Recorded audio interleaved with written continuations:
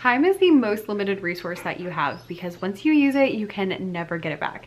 Everyone has the same amount of time, but how you can and should use it varies wildly depending on your current life situation. If you're looking for more time to do the things that you actually care about, then you've come to the right video, because in this video, we're going to be talking about 1, 2, 3, 4, 5, 6, 7, 8 different time management tips and hacks and tricks that are going to help you to do more of what you like to do and to be more efficient with the things that you maybe don't like to do quite as much. If you're new around here, my name is Becca. I'm an elementary music teacher full-time, and I have a side hustle where I help other elementary music teachers by selling things in my store. I also have another YouTube channel where I talk about how to sell things, tell teachers how to help other teachers selling things in their stores. And here on this one, we like to talk all things like side hustle, time management, planning, and kind of like how to handle all of it, because it can be a lot. So if that's something you're interested in, then definitely hit the subscribe button down below. And if you're looking for more time management hacks after this one, I will leave a link to one of my favorite, most viewed videos, which is like time management for side hustlers without losing your mind, some of those lines. But it's one of the best videos on the channel based on views and also how I feel about it. So you can click that one down below once this one is over. Now we're gonna get right into it. There's 8 different things on here, and I did try to make them different than the other video. So we're just, they're not really in any particular order, but here we go. Number 1 is to have a default action. So your default action is something that I think about pretty much every morning when I am planning out my day and trying to decide what I'm going to do that day. I decide, you know, these are the things I need to do. What's my default action going to be? And this is the action that you do when you don't have something else to do. So for example, I teach elementary music. So I have like a few minutes in between classes. And so if I have, you know, this class just got picked up, I'm already ready for my next class. I don't have to get them ready. What am I going to do in that like 5 minutes or 10 minutes or that little tiny chunk of time? That little 5 or 10 minutes may not seem like a lot, but if you think about all the 5 and 10 minute increments that you have throughout your day, or even 15-minute increments, you end up with a lot of those things, you know, in between classes, in between, you know, at the end of lunch when you've already eaten but you're not time to go back to work yet, in like just in the day you have all these times where you're waiting for something. So if you have something you can do in those 5 and 10 minutes, they start to add up over the day. You know, if you have 6 10-minute increments, that's a whole hour of work you could have been doing. So in the morning when I decide what I'm going to do, then I pick what my default action is going to be. As a teacher, sometimes this is things like lesson planning. Sometimes it's things like creating a new activity or slides for my students. Sometimes it's cleaning my room because it's a giant mess. Sometimes it's grading papers. All of those things can be done in little tiny increments throughout the day. When you pick this item, you want to make sure it's something that doesn't require a ton of thought, because you don't want to get deep into thought and then have to jump back out of thought. So for example, lesson planning wise, I usually will make like bullet points of what I want to do, and that needs thought. I need to think, okay, here's where we are, here's where we need to be, how can I bridge that gap in 45 minutes once a week with my students? And you know, I was looking this morning, I was like, I gotta teach them half notes. How are we gonna get from here to here for half notes? And we don't have that many classes left till the end of the year, which is exciting but also terrifying. So that's an example of something I cannot do in 5 or 10 minutes, because I can't just sit there and be like, have those really deep thoughts in a short amount of time. But I can type up the lesson plans once I've already decided what they are, or I can make some slides because I already have the lesson plans, tell me what the slides are going to look like. All of those things are things I can do in little increments, and they don't require a lot of effort. When I'm home, that default action might be something like vacuuming or cleaning up, or it might be, you know, reading a book or something along those lines. The reason default actions are so important that I made it number 1 in this video is because it minimizes your wasted time, 1. 2, you're not then spending time on things you don't care about. If you think, you know, maybe you have 6 times throughout the day that you have 10 minutes or, you know, whatever, that's an hour. Are you going to spend that whole hour scrolling on Instagram 6 different times for 10 minutes? Because that's something that can happen really, really easily. But if that's not what you want to spend your time on, make sure you're spending time on things that matter.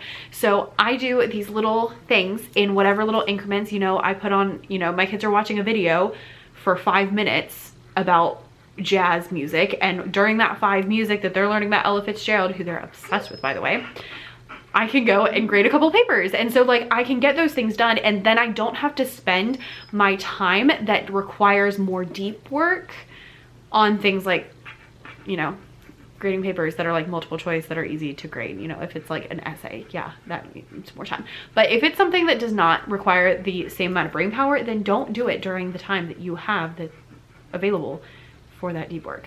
So using those little extra amounts of time can be really helpful. I have default actions. Usually I'll pick one for the day. And then also when I get home, I have like default actions at certain times of the day.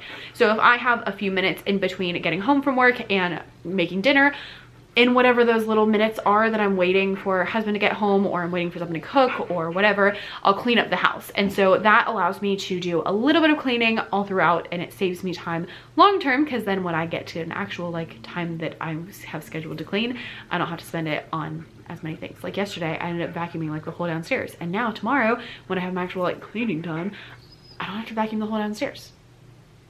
Even with this whiny dog who is sitting over here making all of the noise and shedding all over my floor all day, every day. Yes, I'm talking about you. All right, number 2 is to have a weekly review. So the weekly review process is not something I created. I used to use the Full Focus Planner, which I loved for a long time. I don't use it anymore. I have a whole video about why I'm not using it. But I stuck with my weekly review. So because that was something that we did every week with the Full Focus Planner. So the weekly review is basically where at the end of the week, you review your week and you say, okay, did I accomplish what I wanted to accomplish? That's the most important thing to me when I'm doing my weekly review. This is what I said I was going to accomplish. How much of that did I actually accomplish? And then what were things that were difficult? What were things that were easy? What do I need to start doing next week? What do I need to stop doing next week? I love having these weekly reviews because it really allows me to check in real time. And so I can't let things continue to slide. For example, the time change this week that I'm filming this, and I already get up at 5 a.m. So when 5 a.m. started to feel like 4 a.m., it's been a struggle. Very much so. So I have been struggling with the whole like getting up on time. And because of that, that's something I've already thought of now. But if I hadn't, then when I get to my weekly review and I'm looking at, okay, what was difficult this week? That would be something I would say, hey, my morning routine was difficult because I couldn't get up because it was just freaking early. And so then you can figure out some action steps for what you need to do. So I need to make sure that I'm going to bed at, you know, whatever time feels like the right time. So if I was going to bed at 10, I need to go to bed at the right time. 10 now feels like 9. That's what I'm after. Okay. I need to go to bed on time so that I am not tired the next day. I might also need to make sure that I am, you know, just really sticking to my routine. I might need to make sure that like my alarms are set for the correct time. Those are things that you can figure out in real time and be like, oh, hey, I need to fix that. So I always look at the things that I plan to do for the week and if I accomplish them or not, and why. Why being the operative word. Not to like beat yourself up and be like, oh, I'm so terrible, I didn't do these things that I said I was gonna do. But instead it's like, hey, I said I was gonna do all these things and I didn't. Why? Oh, because I had something every single day after school, so I didn't get anything accomplished.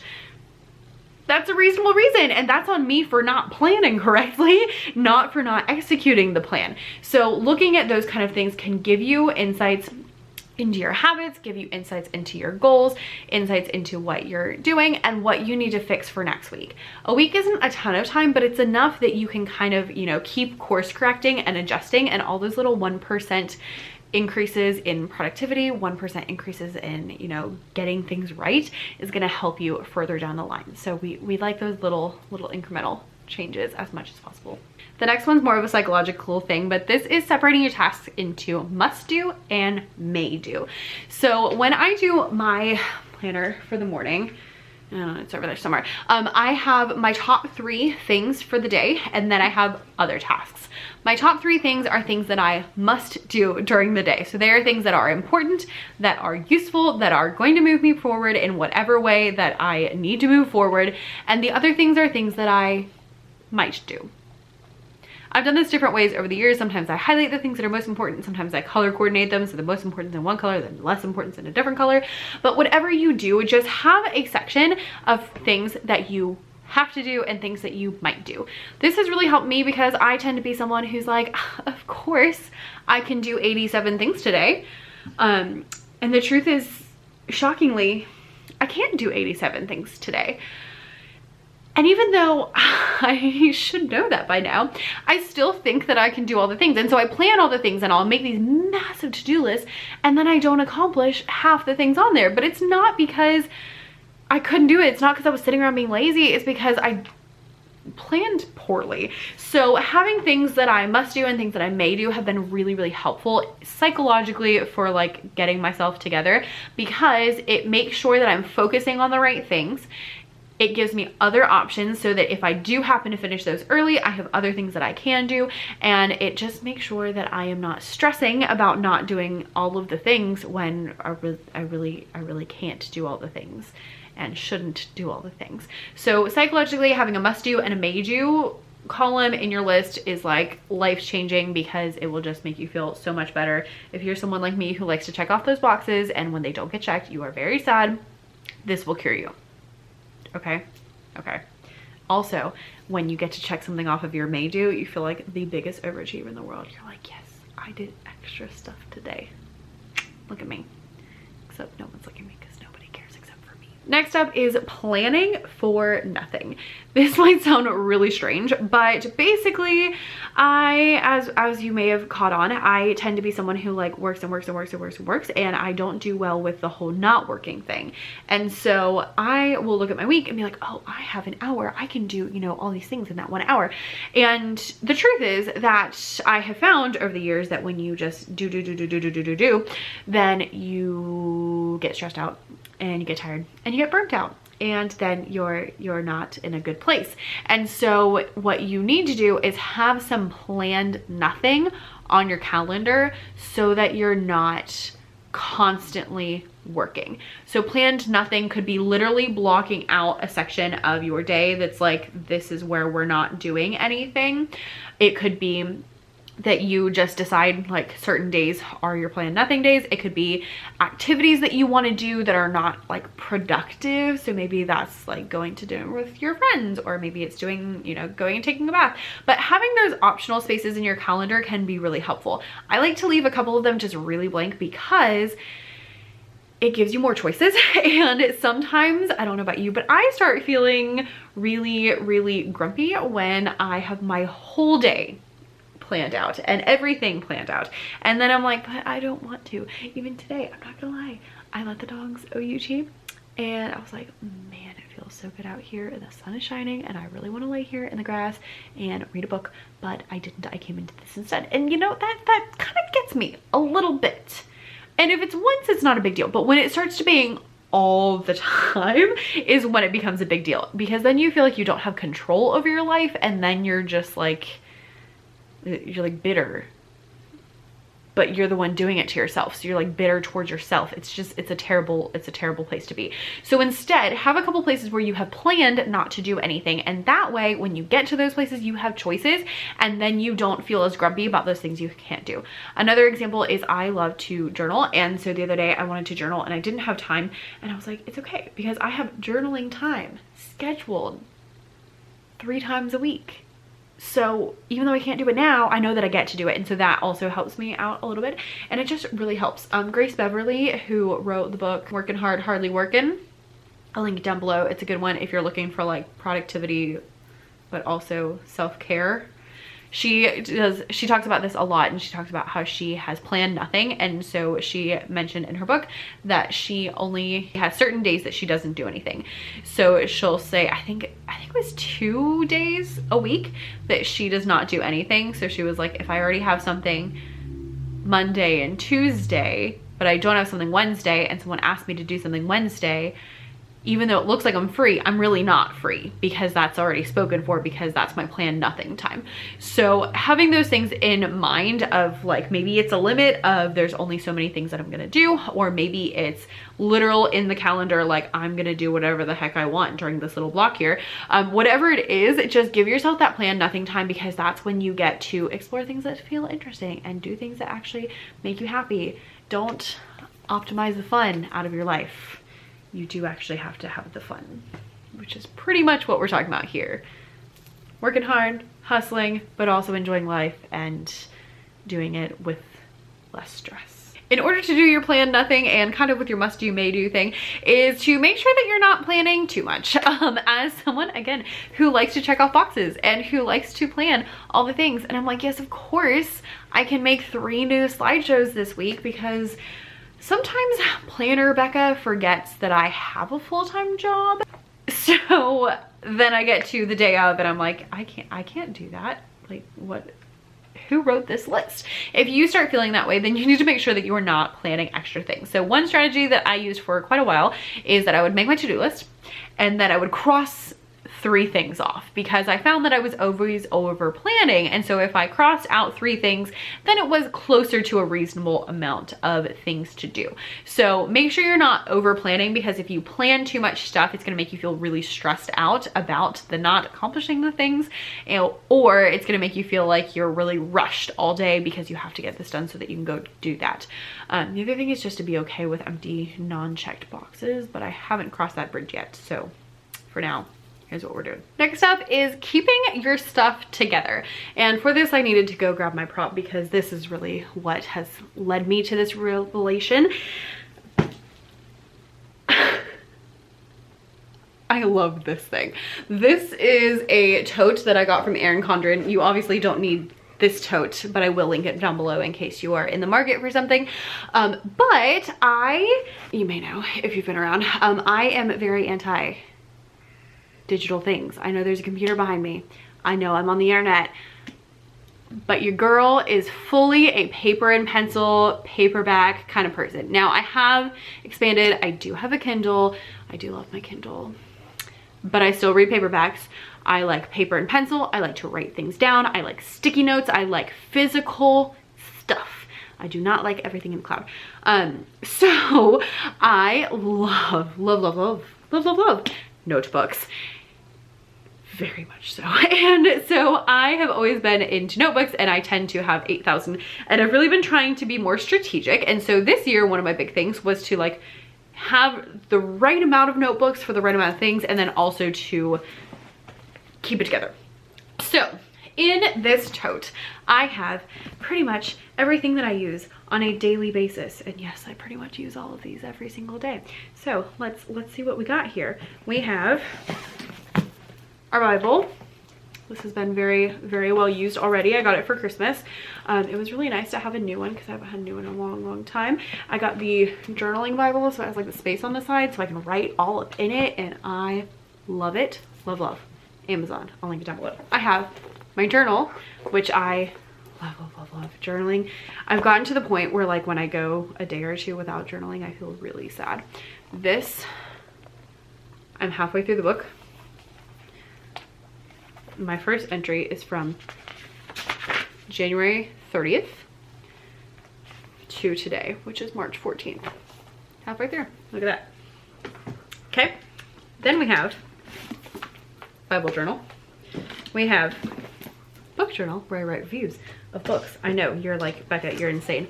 I love this, and it makes me more happy than I could ever explain to you.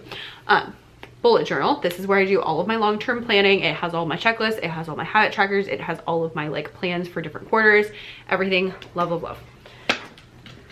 I have my notebook. It's just a notebook, but I use it as my planner. So here you can see my top 3 and the other things, as well as my preview. Then I have my miscellaneous notebook, where if I just have something I need to write down and get out of my head, but I don't really have anything specific, and it's not like a journaling thing, it's like a jot it down thing, I put it in here. So I have anything from ideas for the channel to video outlines to sketching out how much trim I needed for that wall that I put a nail through my finger for, all that. I also have pens, scissors, markers, highlighters, and then I also have things like in the side. So you can see I have like binder clips, I have more pens, I have just miscellaneous things that I tend to need. But the point in showing you all of this was actually not to show off all of my many notebooks, but the point was that I wanted to tell you to keep it all together, because having this many notebooks was kind of stressing me out. And then I got this tote, and now I can tote it around. So if I'm sitting at my couch, I can have it there. If I'm sitting at my desk, I can have it there. If I'm sitting in the living room, I can have it there. I can take it upstairs. I can take it wherever I want. I've taken it outside and hung out outside and did my like morning routine. I've taken it out of town and took the whole thing and had all sorts of fun with all my notebooks out of town.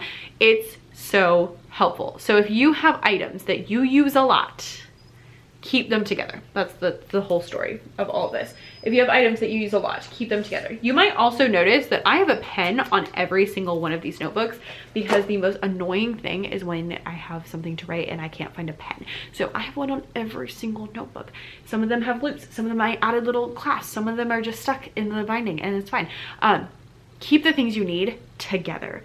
At school, I have all the things for lesson planning in one area. I have all the things for planning my day in one area. Like, keep things you need together. I have all the things that I need like on a daily basis up at the front of my room, so they're easy to find.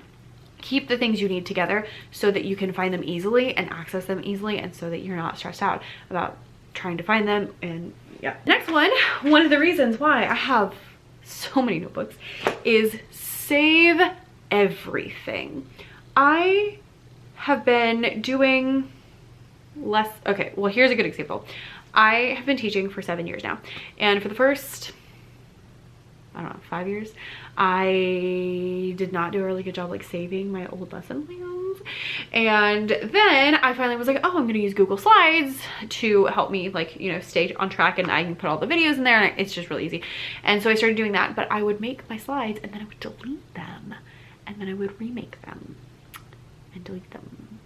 And then I was like, Becca, you're so stupid. Save the slides. So now I have like last year's slides. I have all the slides for the whole year. So I have like second grade slides for the entire year in one file. And then I made new ones for this year, but I can go back to that file and I can use them again because I already made them. I also do the same thing with my business. If I have been, you know, writing emails for years and years and years, and suddenly I was like, oh my gosh, I've been doing all this writing and I haven't saved them. So I started making just a list of like emails that I think are pretty good, and I'll copy paste them into my Google Doc, and then when I'm like, I have nothing to say, I'll go to that Google Doc and I will copy and paste it into my email, and it'll be, you know, a year later or 2 years later, but it is so helpful. Some of those have become blog posts. Some of those have become videos. Like, save everything that you do because it'll make it so much easier. I'll tell you a secret. I'm writing a book, and as I'm writing this book, it's got a lot of things that are in a lot of my blog posts, and so I've been going to my blog posts and I can copy and paste them into my first draft of my book. Now, obviously, I'm not going to leave them like that because it would be super weird, because I need to make it cohesive and I need to change things and I need to elaborate more because it's a book and not a blog post, but it's a really good first step. I can also use those things for content for social media or different things like that. So I have gone to Instagram and I will make a carousel that has to do with whatever I sent in my email list that week, which is probably based off a blog post. Like, they all can connect. And when you get to that point where you start saving everything so you can actually use them again, it is a game changer, I have to say. Because now you're not redoing things. Things I use often, I've started making templates for everything, so I don't have to restart from zero for every single product I make, for every single slideshow I make, for all of those things. Just make sure that you are saving all of the things so that you can access them again. That also includes things like in my bullet journal, saving things that I might need again and writing things down so that I don't lose them, so I don't forget them.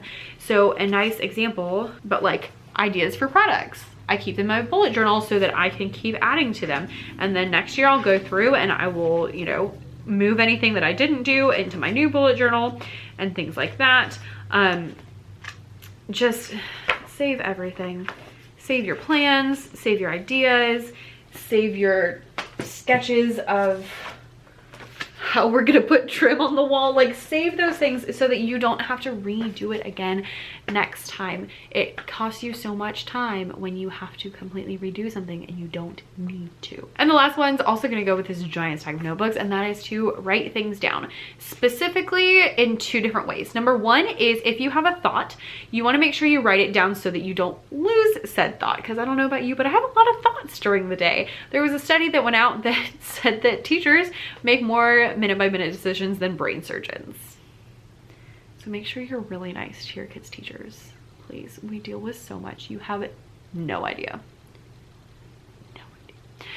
So I have a lot of thoughts, and so you want to make sure you write things down so you don't forget them. For example, I was in the middle of a kindergarten lesson today, and all of a sudden I was like, I need to teach them that song that I had forgotten about, and I had like started writing my lesson plans down for next week, and I was like, oh, I forgot that I didn't teach them this song that they need to know. And so I walked over my desk and I just scribbled down like on a post-it note like the name of the song so that I would remember that I need to teach them a Tisket a Tasket. Like, it's very important. I know that doesn't sound very important, but I promise it's important.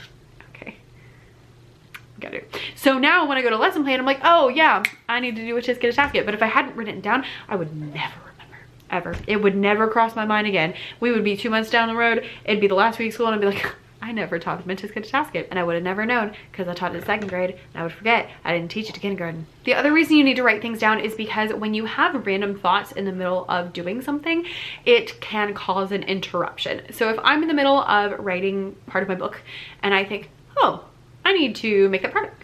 Oh, I need to send an email about XYZ. Oh, I need to, you know, do those things. Instead of just stopping and doing them right now, write them down and come back to them later so that way you're not interrupting the flow of your work and you're able to do it later. That's why it's super important that I always keep my notebooks on me so that I can add to my to-do list instead of breaking up what I am currently working on to go work on something completely unrelated. Because when you start ping-ponging between tasks, it makes it so much harder to do any of the tasks. So, oh, I need to write an email. Write it down. Write the email later. You can do that when you're finished with this project. So make sure you're writing things down so that you don't forget about them, and also so that you are not interrupting your day. And also it gives you a little bit of extra power when you're not responding to all the situations all the time, and you actually have some power over your time to say, no, I'm working on this right now. Instead of just like, oh, there's an email, I gotta go check it. No, friends. Finish this first, then go check the email. All right, I hope that those 8 time management hacks were helpful. I will link down below a really popular video that is all about more time management hacks. They are different than these. So make sure you click the link down below to check that one out, and I will see you in the next one. If you hit that subscribe button to join us over here, if you're interested in side hustling, working hard, and also not losing your mind. Like I'm about to, because my dog is driving me crazy.